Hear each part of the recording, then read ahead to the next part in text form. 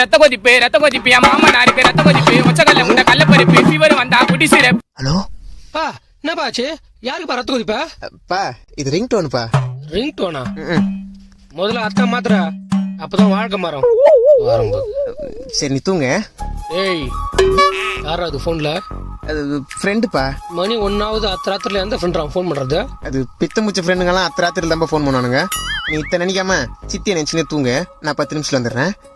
சித்தி நினைச்சுனேவா? அவளை நினைச்சு எனக்கு தூக்கமே வராது. ஹலோ சொல்றி.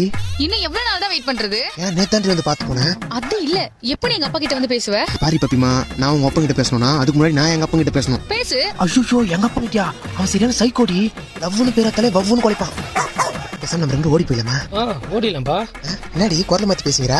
அது குரல் மாறிச்சுப்பா. குரல் மாறிச்சா? இவ்வளவு கேவலமா இருக்கும் குரல? நீ ஒன்னு பண்ணு, பால் இஞ்சி போடுப்படி.